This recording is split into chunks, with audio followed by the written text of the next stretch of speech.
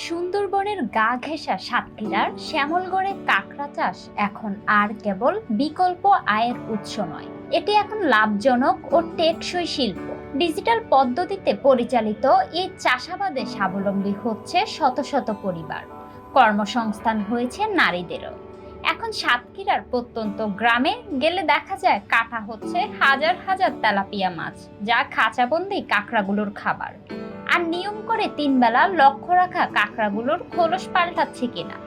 20 থেকে 22 দিনের মধ্যে কাঁকড়ার ওজন বাড়লে কাঁকড়াগুলো রপ্তানি হয় বিশ্বের বিভিন্ন দেশে। কাঁকড়ার এমন সম্ভাবনা দেখে সরকারি বেসরকারি নানা সংস্থা যেমন আগ্রহী, তেমনি বর্তমানে চাষিরাও হুমড়ি খেয়ে পড়েছেন এই খাতে।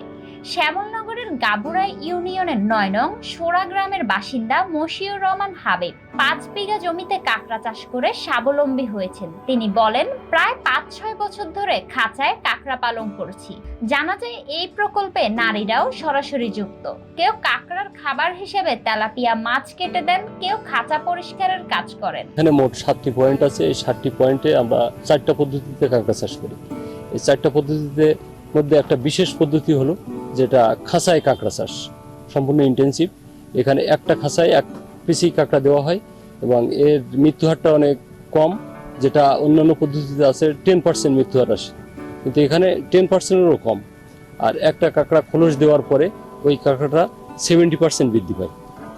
দেখা যায় যে তখন আমরা 3 গুণ দামে, সর্বোচ্চ 3 গুণ দামে কাঁকড়াটাকে বিক্রি করতে পারি, যে দামে কেনা হয়। তাছাড়া আরও 3 গুণ বেশি দামে বিক্রি করতে পারি। আর একটা বিশেষ সুবিধা হচ্ছে যে এই কাঁকড়ার প্রতি 1 দিন পর পর আমরা খাবার দিই খাঁচাই। আর এই খাবার যে খাবার হিসেবে যেটা ব্যবহার করা হয় তেলাপিয়া, এই তেলাপিয়াটাকে আমরা এর নিচে এখানে চাষ করতে পারি। একই জায়গায় ওর খাদ্য পাওয়া যাচ্ছে, আবার ওটাকে ফ্যাটেনিং করা যাচ্ছে। আমরা এই কাঁকড়াটা কিনে আনি ঘরের থেকে। এই কাঁকড়াটা নরম থাকে, এই 2 সাইডই নরম থাকে। আমরা 1 সপ্তাহে পয়েন্টে রাখি, পয়েন্টে রাখার পরে কাঁকড়াটা শক্ত করি।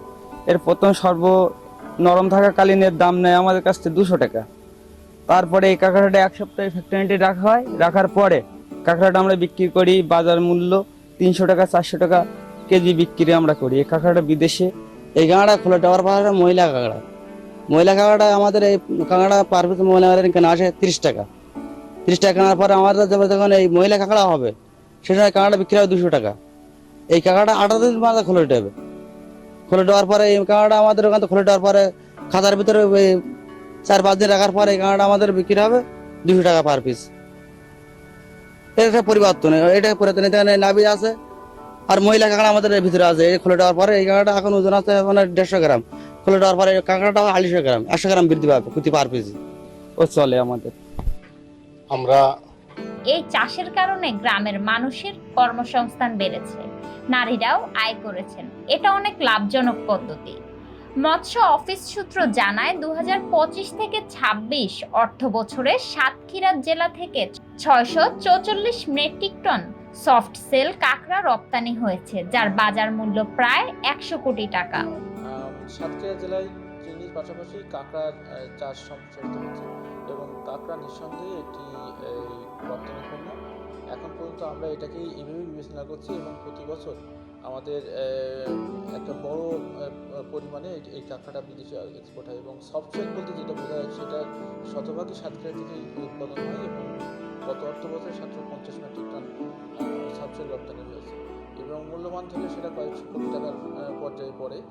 এবং এইটার সাথে ওই সুন্দরবনের উপর নির্ভরশীল যে জনগোষ্ঠী আছে বা আশেপাশে যারা আছে তাদের লাইভলিহুড, জীবন জীবিকা এই কাঁকড়ার উপরে অনেকটা নির্ভরশীল।